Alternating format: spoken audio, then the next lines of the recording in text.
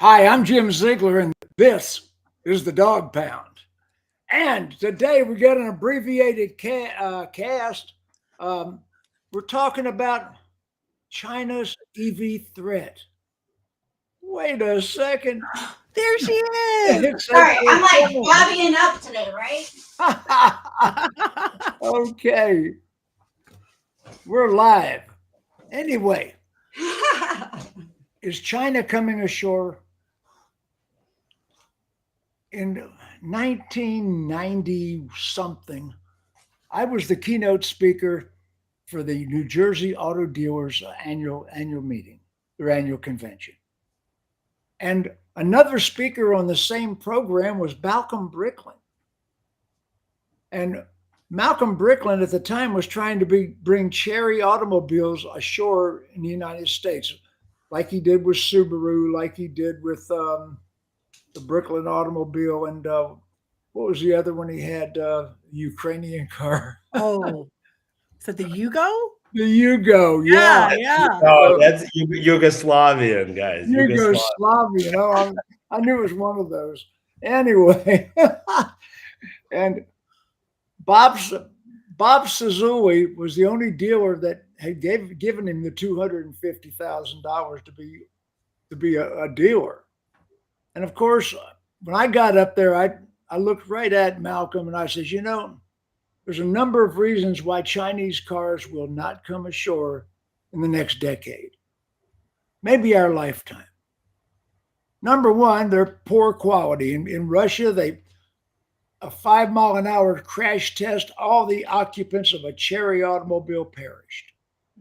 5 mile an hour. Yeah. And he had, at that time, I said this 25 years ago. Excuse me. They have a 2 million person standing army in China.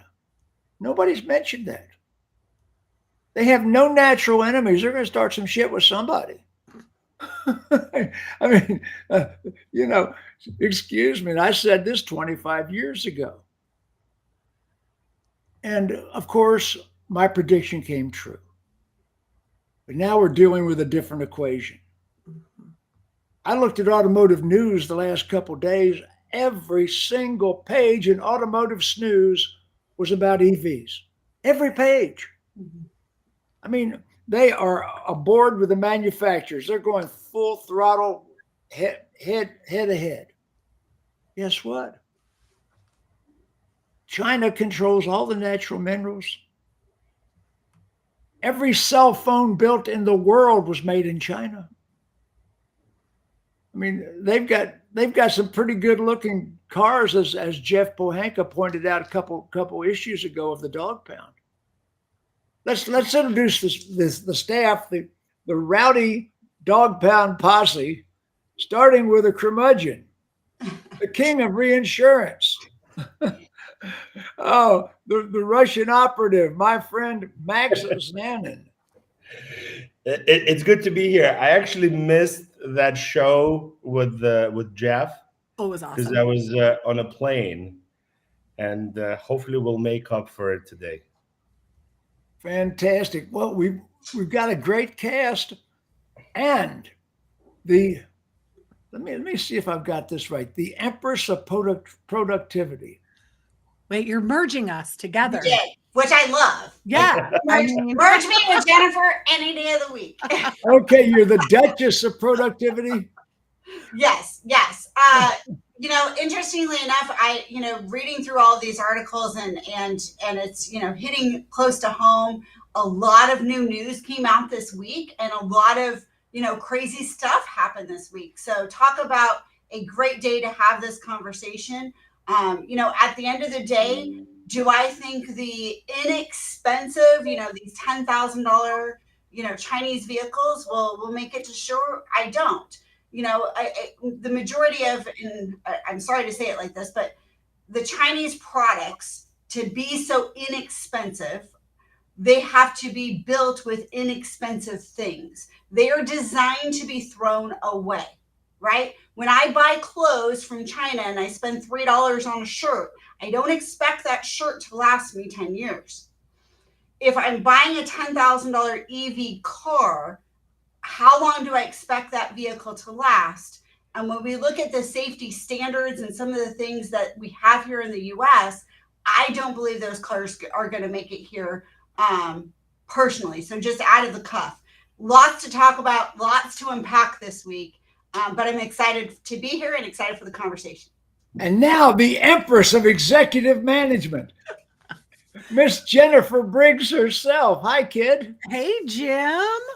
Yeah, like Max was saying when we had Geoff on a few weeks ago, a lot of insightful information, and not just about, some of the new product that we're seeing come out of China. But I'm very interested, and I am scared to even admit, if we look at it not just as the US, but we look at it as North America, these Chinese EVs have already come ashore.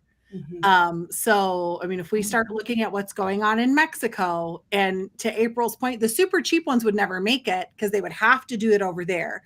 And in order to be able to get away from the excise duties, the import things, they have to be, 62 or 67% produced in the United States. So, you'd be looking at No. Yeah. North America. Well, yes, North America. Which is Mexico. Well, yeah, Chery already has a manufacturing plant in Mexico, by the way. So it's going to be interesting, and I think we ought to also harken back and look back at when the Japanese vehicles came ashore, so many decades ago, to kind of look to see. 1973. Well, 58 was the first one, actually. Well, yeah, 73 is when they really hit their stride. Yeah, for sure. So 15 years between the first one before that was impactful on our actual automotive market in the US. But I think we've got to look at history to understand how this is going to impact and how much time. And I know that, Congress is already talking about increasing those duties and those tariffs on those vehicles. Look at what the Lincoln vehicles and the Volvos that are produced in China right now. They're already way higher than anything else on the market.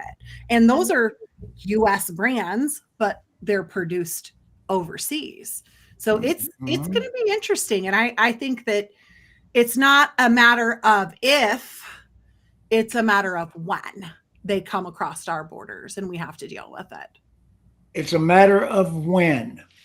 That's Max, check in. I'll be honest with you. I would be way more concerned if we were talking about bringing Chinese gasoline-powered cars to America. Because at the end of the day, right, consumers vote with their wallets. And so far, they haven't showed a real interest in electric vehicles, with the exception of a cult called Tesla, right? So if you remove the cult from the equation, Americans don't want to buy American or European EVs. Why would they want to buy a Chinese EV? So that's point number one. Again, I would be really concerned if we were talking about internal combustion engine vehicles. And I think that's a smarter move for the Chinese to make, way smarter than bringing in EVs. But then there's so many obstacles. And Jim, you're right. I don't think it's going to happen in our lifetime, because the obstacles are just incredible. Let's go through some of them. Like April mentioned, quality, right? So I'll give you a perfect example. When the war in Ukraine started, right, there were sanctions put on Russia. And because of these sanctions, all the American and European auto manufacturers left the market, right? So you can no longer buy, let's say, a Toyota or a Mercedes in Russia. However, all the Chinese came in to replace those guys that left. So now you have a real case study of Chinese cars being sold to general population. And my understanding is that the quality is horrendous. They might look good. Don't get me wrong. They might look good because some of them look like Range Rovers, right? Because it's Oh, we got some dispute on that now. I got to talk about quality a little later in the show, but but I'm telling you, they were very poor quality. but it's happening now because don't forget, Russian winter is not a Florida winter, So these EVs Worse than my Michigan winter. Exactly. So I'm not sold on the idea that these EVs will perform in a real winter climate. So that's obstacle number one. Obstacle number two is that, again, if you take Tesla out of the equation because it's a direct to consumer model, right? In order for them to sell cars, you would need to have a dealer network. Mm-hmm. And if you think it's easy, I think dealers will line up to sell Chinese franchises. Well, it depends on the level of investment required, right? And I'm sure it's not going to be cheap. And again, if you are a car dealer, you can still get a Mitsubishi franchise for $500,000. Mm-hmm. Now, right? do you know, Max, who the major investor is in FIAC, which is the largest volume EV in China? Warren Buffett. I'm gonna guess to say General Motors. No, Warren Buffett. Think about it. Right. But listen, guys, it's okay. Now let's talk about other You're things. agreeing with April, No, but I'm saying like in terms of obstacles, right? So let's say they get the dealer network. And let's say, American consumers say, okay, we're going to close our eyes on the poor quality, right? But you still have to build that car in Mexico, right? And in order for you to build it, you need to have a supply chain. And again, if anybody thinks it's easy to have a functioning supply chain, you got to be delusional. We couldn't figure out supply chain during COVID. Right? What makes you think that Chinese all of a sudden will figure out the supply chain in Mexico? April. Well, so here's the thing, and I'll jump in on this because the only reason that the Chinese EVs are skyrocketing in sales is because they're cheap. Their whole slogan, BYD's whole slogan is electricity is cheaper than gas, and we can sell these cheap vehicles, right? That's the only reason they're getting people inside these cities. So let's talk about China as a whole, right? You have mass population in these major cities where plugging in and all that stuff is not as big of an issue as far as infrastructure. And now you say, okay, you can buy an ICE vehicle for 20 grand, or you can buy an electric vehicle for 10 grand, and affordability is the key. Okay, so now to everything Max just said, you can't get that 10 grand Chinese electric vehicle selling at anywhere in the United States for that number. It won't be possible because by the time you add the supply chain, the dealership, the safety that is going to be mandated by our laws, right? And you add all of those things. Now April, add a massive advertising. April, you got to add a massive advertising spend. Even if I take all of that out of the equation, that affordability car situation now goes out the window. Now we start to talk about all the other things that these unintended consequences of EVs that are starting to be out there, right? And it's not just a matter of adoption or infrastructure that we've talked about in the past. Let's talk about this ship this week, right? That took down another 4,000 vehicles. Don't get Max started on that, now, right? Please. But there's all these variables of things that are happening that are going to have to be adjusting. They came out and said this week, hey, we're going to clarify these EPA guidelines. Well, in this clarification, it's going to now allow us to start building more hybrid plugins versus straight electric vehicles. Well, why are they doing that? Because they're starting to realize some of the things we've been saying for 2 years that is going to be, hey, if you want to get there, there's a better way to do it. And affordability is key. The typical American consumer today cares about affordability. What is affordability? It's the vehicle itself.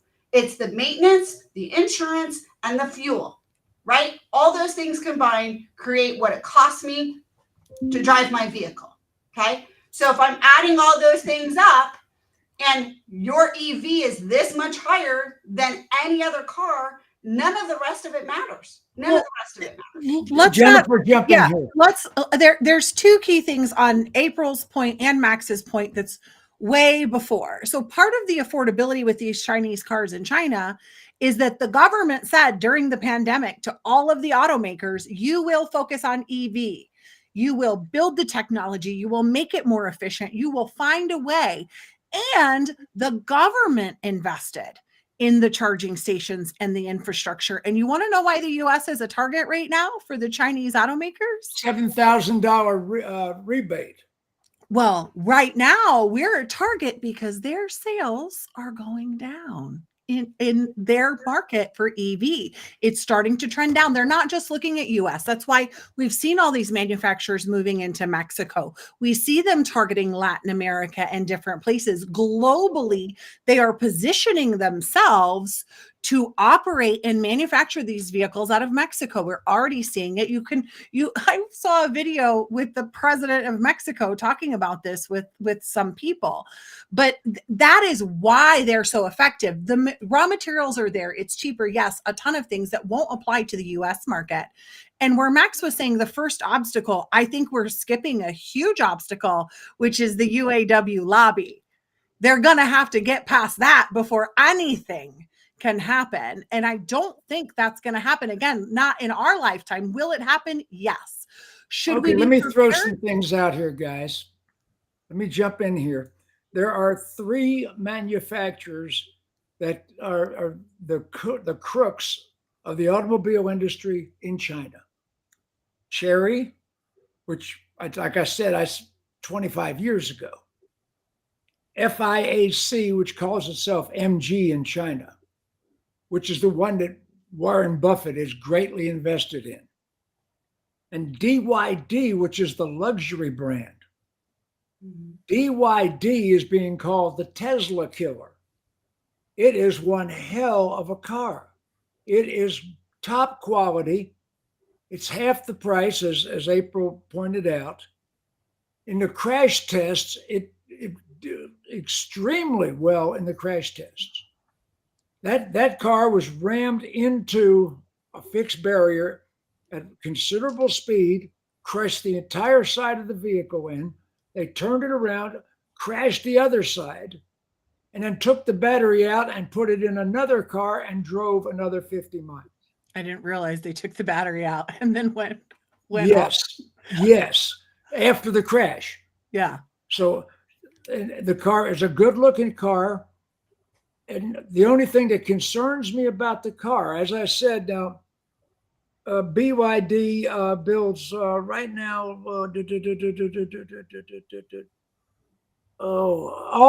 Half the iPads are built by DVD. And the guy that I saw driving it in the test drive,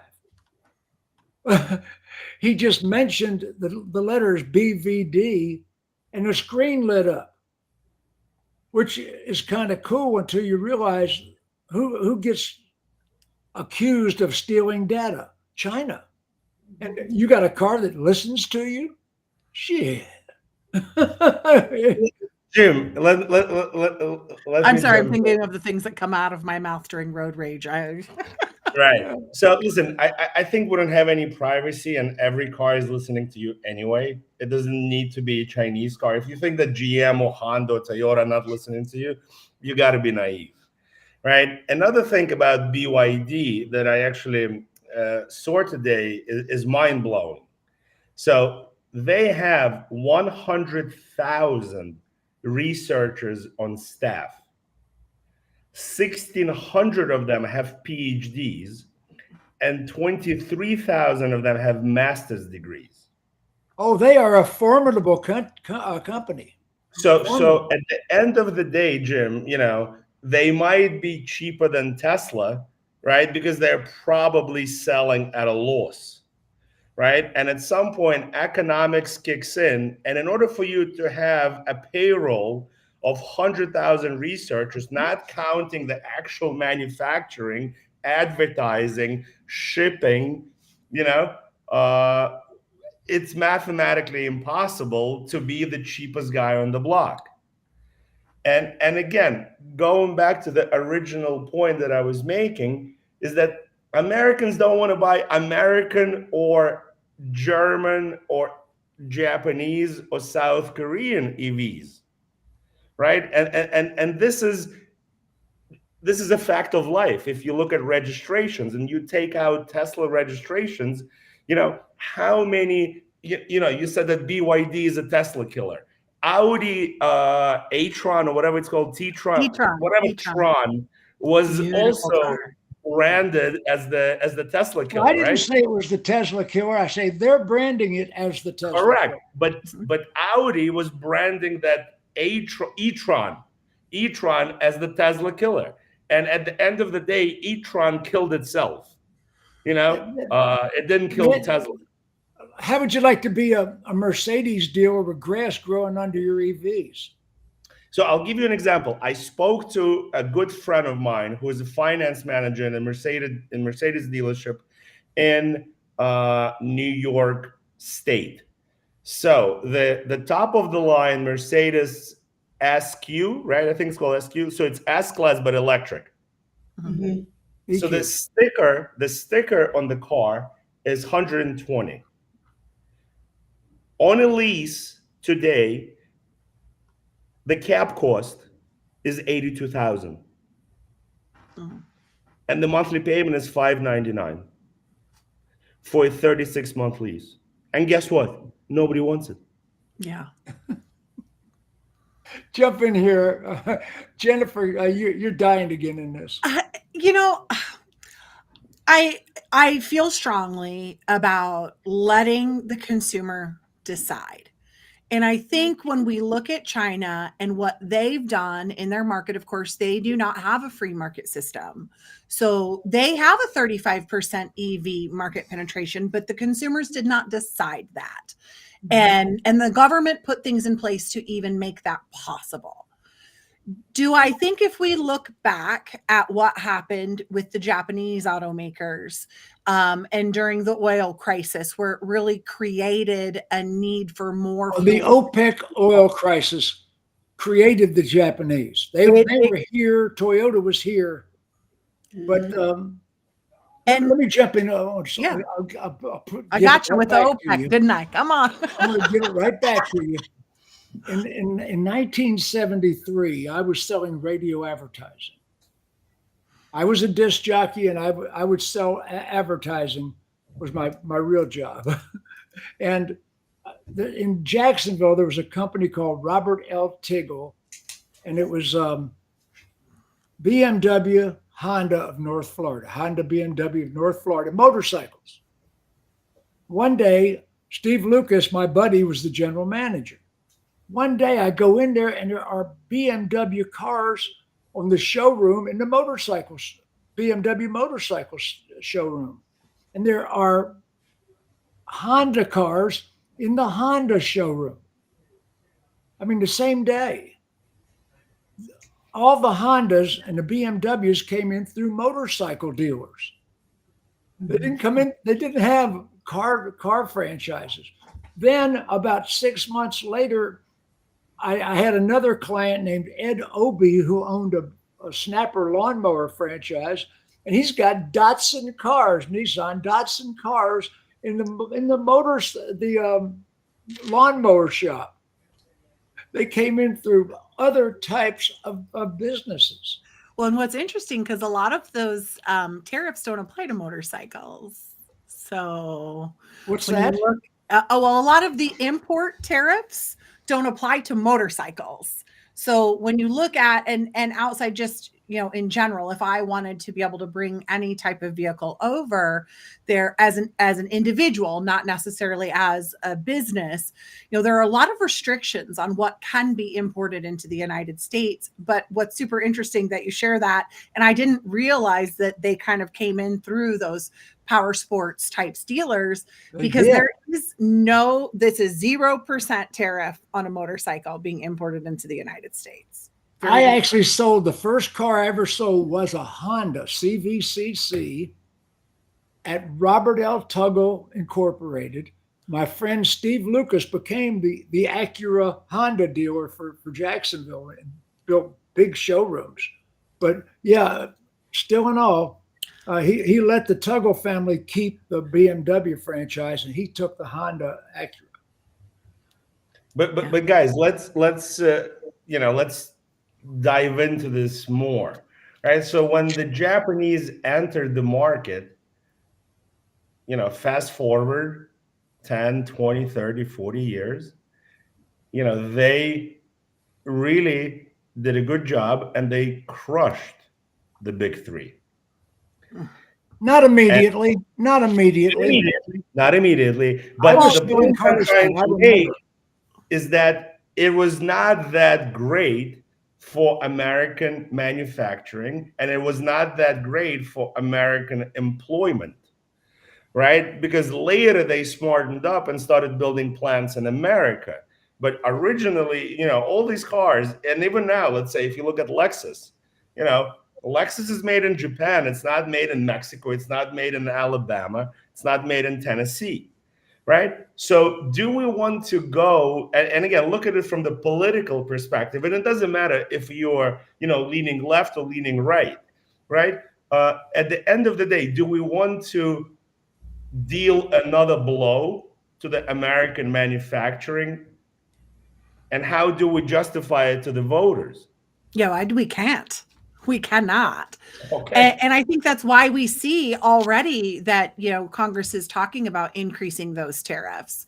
I think we already have seen when I got all of the reports and paperwork, and I won't bore everyone with all the nitty gritty. I think it's like a 78-page document. But they won't. And that's what I was saying about the UAW. The lobby is strong there, and we have to, no matter what administration is in the White House, we have to protect American commerce. We have to protect the American workers. Well, Trump said if he gets elected, he will put 100% tariff on these vehicles. But they already, everybody's already doing that. To Max and Jennifer's point, right? It doesn't matter whether you're right or left. Everybody agrees on this, because even, Ford and Toyota and Kia, who've already invested the billions of dollars to get these cars to satisfy the check mark that they are mandated to actually sell EVs in this country, are going, well, wait a minute. If you allow this, then you just, that just negates everything that you told us we had to do. Right. So that's already happening. I mean, even Musk, came out with Tesla and said, hey, we have to have protectionist measures, and they're all pushing together in that sector. So the only way I personally see any of these Chinese vehicles actually making it ashore is if they were to somehow collaborate with an already established U.S. manufacturer, right? That's the only way I personally see them making it ashore, is where, we say, hey, you can help us get to the finish line faster to check mark all the boxes we need. Let's get into bed together and figure this thing out. But I can tell you that if that happens, it won't have a Chinese badge on it. Right? It might be 90% a BYD vehicle, but it'll be sold. Well, the two badges that are here now are Polestar and Volvo. Those are Chinese built vehicles. So will one of those now, or will it be somebody else? Don't forget Lincoln. Lincoln's EV is made in China. Sometimes, right? It's cheaper for me to say I want to take care of this piece. It's cheaper for me as a manufacturer to just get into bed with you and say, hey, let's put my brand on your thing so that I can rather than building from the ground up. I mean, Toyota did that right away, right? With the hybrid batteries. They started selling their first phase technology off to Honda and off to everybody else once they got their second phase. And once they got third, then they sold that off. So is there possibility that we have manufacturers who instead buy the technology to then be able to offer a more affordable solution versus building things from the ground up if they've already done the work? That's the way I see there being some sort of potential of it actually getting over here. But April, it means that there has to be some kind of a merger, right, between an American manufacturer and a Chinese manufacturer. And again, from the political perspective, will that type of a merger get approved? Because it does require governmental approval. And there will be a lot of. Remember that manufacturers, and you are the one who brings this up all the time, manufacturers are global manufacturers, right? Like Toyota, Kia, all these companies that have manufacturing plants in China, they all export their EVs out of China, right? They're not selling them in China, they're exporting them out of China. So these decisions that get made on these levels are not made just for the US. They're made on a global scale, regardless of what the manufacturer is. So some of those things may happen at every other, if Toyota, just using as an example, if Toyota and they got into cahoots, Toyota's done stuff with Mazda and Subaru and, multiple other manufacturers. If they got in cahoots and they did something together and they did it globally, would the U.S. let it in? Maybe, and maybe not. Maybe, right. And maybe not. But it's the only way I can see them actually fast-laning the possibility of getting here is under the umbrella of an established manufacturer. Listen, I agree with you wholeheartedly, but I'll give you a perfect example, guys. So I spend 6 to 8 months a year in Spain, right? And in Spain, if you see an American car, forget electric, just an American car, it's a rarity. You will remember that moment. You're like, oh, look, that's a Ford Mustang. You know why? Because the tariffs are sky high, right? Because it's called protecting your domestic market, right? Because Europeans want to build cars in Europe and provide, employment to Europeans. So American establishment needs to think about it the same way, right? We need to, provide an opportunity for American people to be employed and for American cars to be sold. And again, we made the mistake with the Japanese because Japanese cars are not tariffed like American cars in Europe. And that's why a lot of times Japanese cars are less expensive than American cars. And that is ridiculous. Imagine if American wine was cheaper than French wine in France. There'll be a revolution.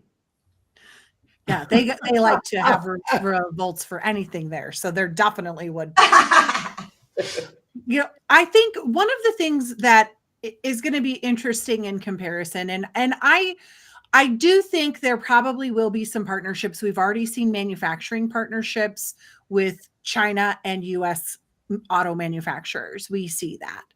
I think that what we really have to worry about is the NATO angle. I think we have to worry about these facilities, these manufacturing facilities coming into Mexico, because that's where we really run a risk of them being able to compete. Because currently those vehicles will not qualify for any of those subsidies, or what do we call them, rebates, or because I'm not buying one, so I don't research it, which again, I just drive too much. Now, wait a second. When they build them in North America, they can get around. That's what I'm saying. That's what I think. That's where there's going to be the real risk in it actually being able to be competitive. Not that, it's going to be built there and badged under a US brand, because it's still built there. It's where we see now, and Chery has a facility in Mexico. Will we see others come that way? Did you see the interview with the president of Mexico? What did you get from that? I think that Mexico currently is in a position to bring a lot of great jobs to their citizens, because where they are located geographically and what we're seeing coming Monterey. from these Chinese manufacturers, I think that it is a position for them. And I think we're talking about the same interview. I know I looked at a million. There's only been one, yes. And so I really think that they are positioning themselves to build on their industrial infrastructure and to provide jobs in Mexico, which, like April and Max have both said, is something we have to do to protect here in the United States. We have to make sure we're setting up American workers for success. I mean, we already have so many economic challenges, but I think that's going to be the real threat, because if those vehicles are more than 62% produced in North America, they are going to qualify for those discounts. And there will be it will be more than 62%, no doubt. So, even though there hasn't been a formal agreement, it's coming. I think it's definitely going to be, I think we have at least 15 to 20 years. And I think one thing that's going to be interesting. Quicker? You think so? Well, here's the one. Jennifer, my fear, I'm going to tell you, is that we sign up for some sort of short-term gain for long-term pain. And that could happen. I mean, Europe has already done it, April. Well, I understand that, but I more mean, and without trying to get too political today, because I don't want to steer this conversation that way, but when we look at the problems with the border that we have with Mexico and some of the problems that, we have, there's going to be a lot of negotiations between the U.S. and Mexico over the next few years. There has to be. So this now becomes something that comes to the negotiation table. Regardless, right? Regardless of whether we go right, we go left, it doesn't matter. It will be a topic that's going to have to be put on the negotiation table as we have some of these other political issues and conversations that impact the U.S. and Mexico. And because of that, it could be sooner. It could be completely blocked, but it could end up being sooner because somebody says, well, this, like we like to do when we make decisions, we don't say, hey, you get to choose from black or white. We say, hey, here's 3,000 things. And of these 3,000 things, for you to get the one thing you want, you have to sign up for the other 2,999. And if we do that in something like this, if this comes to the negotiation table, it could impact and make a problem long term, where we sit here 30 years from now going, well, we really screwed the pooch on that one. Well, when Hyundai first came in the country. That's why I wondered when Hyundai was going to come up. Yeah, when Hyundai first came in, we're talking 1987, 88, somewhere in there. When Joe Teig had Westway Ford in Dallas, and I was consulting Westway Ford, and he had the Hyundai franchise, which was really comical because the salesperson would sell a Hyundai and then run in the building hoping the subbitch would make it to the street. I mean, they were the most terrible cars in the world. They were as bad as Yugo. But Hyundai stuck in there. They've improved their quality. Look where they are now. With Hyundai and Kia, they introduced Kia a couple of years later.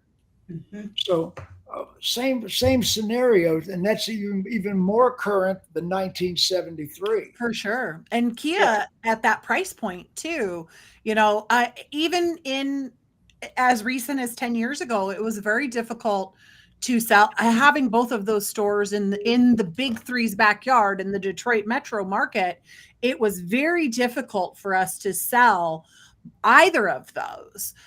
It was easier with Kia because of the price point. And yes, the product is gorgeous now. It is a quality vehicle for both of those manufacturers. But I think that there is still some reputation of it being a throwaway car.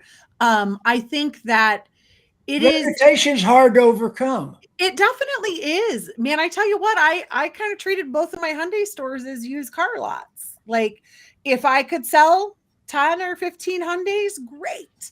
I had to sell then 60 used cars in order to make sure that the store was performing where it needed to be.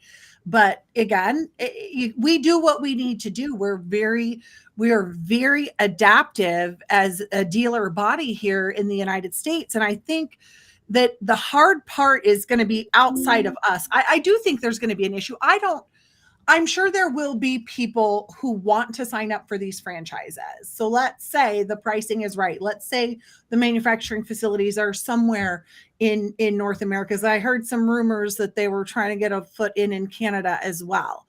But I know we already have one in Mexico. So we've got to kind of focus there because that's where we're already seeing action happening. And the Chinese manufacturers are specifically saying in a very cryptic kind of way, we're coming for your market. They are saying they've already flooded Europe. I mean, Europe is, my God, Europe is being inundated with Chinese manufacturers, all three brands I mentioned, Chery, FIAC, and DYD. And the DYD as a top flight luxury car is as good or better than any of them. I mean, that car is great quality. Don't knock the quality. The price is low, and the British are screaming bloody murder about it. So yeah, I saw their lowest price point in Mexico starting at $27,000. Yeah, for $100,000 vehicle in this one. That becomes an uncontrollable. We don't control these other countries, but it still will impact us because if they start cutting into market share for manufacturers who sell again globally, right, mm-hmm. that starts to impact the cost of everything that we do here, the cost of what we pay for those products here. So even if we box them out, it still will impact us. It's just at what level will it impact us? Max, you've been kind of quiet. That's unusual. Listen, I think, again, we as Americans, right, made a mistake by not putting enough tariffs on the Japanese cars when they entered the market. And we made the same mistake with South Korean cars when they entered the market. However, at the time, American government did not view Japan or South Korea as an ultimate competitor in the global space. I think that's changed. Now, right, we view China as the ultimate competitor to not only the global space, but to our safety and well-being. Yeah. So again, to let a Chinese automaker or two or three into the market in the United States would be suicidal for any politician that's going to back it, because you cannot do this without a political approval. We've already got that. We don't, Jim. We do not have it. But one thing I want to just make sure, because as we're talking about the Japanese manufacturers versus Chinese, let's not forget in the beginning, the Japanese manufacturers agreed on a voluntary export restriction, right? The number that they were exporting to the U.S. voluntarily through agreement with U.S. automakers and U.S. lawmakers was restricted. It was restricted up until 1994. That number of Did you just look that up? No, I researched it. I told you I was ready to talk about this. Look. but also, guys, listen, this is very easy, right? I did just look up the total dollar of manufacturing investment in Mexico from Chinese manufacturers, though, because I didn't want to get that. I knew you looked up something. While your head down typing, yeah. I didn't want to get it wrong. Yeah, so, I saw guys, you on the keyboard. Guys, listen, this is super easy, right? And you can, just go on YouTube and watch it, right? Show me American cars in Tokyo. Okay? How about that? You won't be able to do that, right? Because again, Japanese, unlike, us, understand that they have to protect the local market. Well, my point on that, Max, was I do not believe that the Chinese auto manufacturers are voluntarily going to want to restrict anything No. as far as You're that. absolutely right. And Jen, you made an excellent point before that, people believe their own hype. And what I mean by that is that in China, the government tells them that you got to buy electric, and you buy electric, and you think that, oh, that's how it's going to work in the rest of the world. Now, we kind of live in a free market environment. And it's in the all free coal-fired generating. It's all coal-fired Right, generators. but guys, in a free market environment, nobody wants electric cars in the United States. It doesn't matter where they're made. Nobody's buying them. Correct. Jump in there, April. Well, it goes back to, why is nobody buying them? And the reason that people aren't buying them, in my opinion, Not according to automotive news. Automotive news, every page of automotive news is all about EVs. Every single friggin' page. Who's buying those pages, Jim? But guys, let's take a poll. We have 4 people on this broadcast. Does any of you own an electric car? No. No, Okay. we had one. No. We had one. We had one. But again, the number one reason the average American consumer today is not buying an EV, it's actually more than even the infrastructure problems, is affordability. Yeah. There is not affordable solution. Americans have to budget. And when you look at the fact that all the cost of everything is up and people's incomes are coming down, economic crisis. And you look at that, what matters most to the majority of American consumers right now is affordability. It's not a matter of that they wouldn't buy an electric vehicle. It's a matter that they can't afford it. April, I had 9 Escalades, 9 of them. The Escalade started in 2000. Between 2000 and 2012, I had 9 of them. But Jim, you're a 1%er. Let me tell you the rest of the story. The last Escalade I bought, and I put every conceivable option on my Escalades. Every conceivable option was on my cars. The last one I bought was $60,000. How much are they today? $150. Yeah. $150. Guess what? Inflation. It's the same body. It's the same chassis. They haven't changed the chassis since year 2. And guess what? Same chassis. They haven't changed it at all. The Navigator goes back to 1989, maybe. I don't know. It's way back there. Guess what? Inflation hasn't gone up that much. Well, it's crazy to think in 1980 that a middle class family was able to do what they needed to do on $30,000 a year. Mm-hmm. Today, to be able to purchase the same amount to be considered middle class, you have to make $176,000 a year. Not in New York. Unbelievable. When I was a radio New York, right? That's the poorhouse in New York, right? When I was a radio advertising executive, and I left that job in 1975. In 1975, I was making $30,000 a year. That was considered executive salary. That was considered giant money.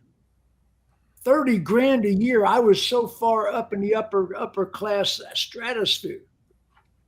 30,000 a year. Kids won't even flip hamburgers for that. Yeah, no. But that's my point. What is the least expensive electric vehicle? That's where the problem is. It's not, all the other things are secondary. They're going to be affordable, April. You have a $7,500 affordable, April. They're going to be affordable. Eventually they will be affordable. Eventually. Chinese cars. But Chinese cars are affordable today, which is my fear. But why are they affordable? The same reason that a $3 T-shirt from China exists. It's designed to be thrown away. Well, there's not safety rules to that T-shirt, right? There's no rules and regulations. April, where is your laptop 3 laptops ago? Actually, my son has that one. Oh, but most people would say, I don't know.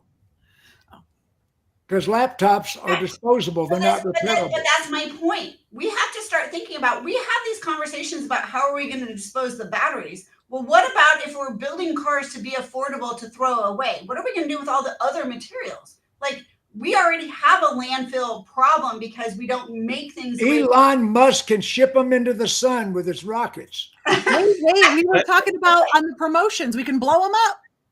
Right. But in all reality, like, we start to have these conversations, these secondary conversations where, you know, we want to talk about how we're saving the environment and all this boo-ha-ha stuff. But at the end of the day, if we're designing things, we used to make washing machines last 30 years. Mm-hmm. Now you're like, woohoo, I got 3 years out of it. Yay, ha. Well, if we start doing that with cars and we start saying, hey, they're designed to be thrown away, not resold, right? In China, they are. In China, they got graveyards filled with EVs. Not put on my used car lot, right? Not designed to be sold and resold, but to be sold one time and then thrown away because that's what they're designed to do. There's so many additional implications and long tail situations to that I just challenge people to start having those conversations and thinking about, because it impacts our market, not just today, but 10 years from now, 20 years from now, 30 years from now. April, 10 years ago, the average U.S. car was resold 5 times. Yeah. I think that number is way down because the average car on the road today is 14 years. Mm-hmm. Yeah. Because nobody can afford. Why? It's affordability. But guys, you know, if we don't protect American jobs, none of this matters. Right. And what April is talking about, you know, these problems in the future, you know, disposal of batteries, disposal of, you know, but let's go back to today, right? Because yes, April, you're 100% right. Affordability is an issue. But what about range anxiety? What about lack of infrastructure, right? That's also an issue. And me personally, let's say I can afford a Tesla, right? But what I cannot afford is to go to a charging station and hang out there for 3 hours. I cannot afford that, right? I'll tell you more. Another thing that stops me from buying any electric car is this. So remember when the cell phones came out and they said, if you go like this, right, it's going to give you brain cancer. Mm-hmm. Okay, so the battery pack in the electric car is like 2,000 of these phones in the floor, right? That's what the battery pack is. So cancer of the butt. Right. So guys, you have to understand that in the 50s, every doctor promoted smoking and advertised smoking because it was okay, right? And then 20 years down the road, they found out that it gives you lung cancer. Yeah. Okay. So now every, you know, I don't want to say a-hole, right? But every a-hole is promoting these electric cars, whether it's automotive news or whatever. When you turn on the news, you think that the whole world is driving an EV, right? And 20 years down the road, mark my words, there will be a tremendous amount of cases with testicular cancer, with ovarian cancer, because you're sitting on 2,000 of these. And all these guys are going to say, oh, I didn't think of it. Yes, and in reality, right, we have to understand one thing and one thing only. Normal people that make up majority of the world, whether they're in America, in Europe, in Japan, or in Korea, drive internal combustion engine vehicles because the problems are the same. If you think that there is an infrastructure in place in Spain, you're mistaken. If you think that people are lining up to buy electric vehicles in Spain, you're mistaken. So I have a question. I have a question, and this is a legitimate question. Why do we really think, though, that they're not just forcing everybody to get hybrids? Like, if everybody drove a hybrid vehicle where it could be plugged in, but you wouldn't have to worry about range anxiety, and you could actually use the gas engine to charge the battery. And as if you were, driving in Michigan, rural Michigan, like why in the world is the world not just pushing to take the technology we already have and just put it into all the vehicles we already have? Wouldn't that make it affordable and check mark all the boxes that everybody's trying to accomplish? By the way, Correct. the Chinese have conquered range anxiety. And fast charging. We have not. We have not. No, Yeah. I'm saying they have conquered it. You can turn on the air conditioning. You can turn on all the options and not lose any significant range. Now, that's the other thing. The technology is there. Don't dispute or don't be prejudiced against Chinese technology. It is as good or better than we're selling here. I don't remember which model, Jim. You might remember because I think I really have DVD Seal, SEAL. Well, no, not even range. But there was one of the Chinese manufacturers that with a 15-minute charge, you add 70-mile range, so you can get to the next. Like they have the fast charging. It's crazy. They've got fast charging. They've got range. Turn on all the accessories. Cold weather doesn't affect them, Max. The Chinese have conquered things that we have not conquered with our technology here.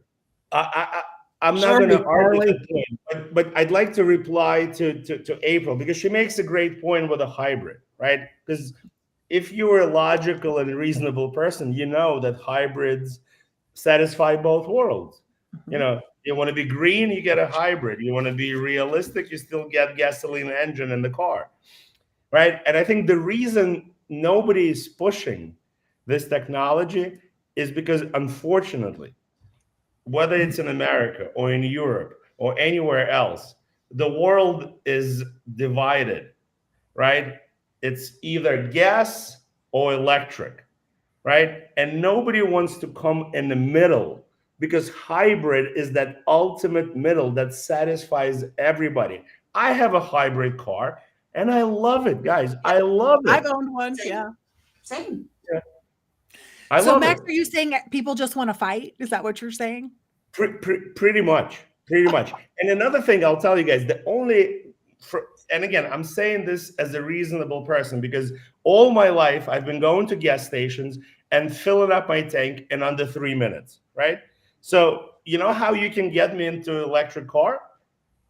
Not with a 3-minute charge, but with a swappable battery. If you can swap the battery out in 3 minutes, right? And I do it with my gas grill. I do it with my propane gas grill. But none of these guys, none of the Germans, none of the Koreans, and none of the Americans want to do a swappable battery. Yeah. No. Okay. So, okay, last 3 minutes of the show, starting with April Simmons. Oh, shoot. Well, geez, that went quick, didn't it? I did. At the end of the day, we have to do everything we can to blockade some of these things and really be conscientious that things don't get slipped into other things, right? So everyone really needs to have their spidey senses on and really look at things and be fighting this situation because the implications and the long-term situations are going to be not good for anybody.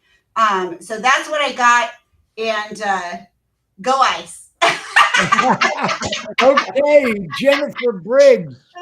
I think that we and our legislators have to pay attention to what's going on in Mexico. Mm-hmm. Under our current trade agreements, we are going to be in hot water, and American jobs are going to be in hot water because just last year it was $397 million direct investment that Chinese manufacturers have made in Mexico.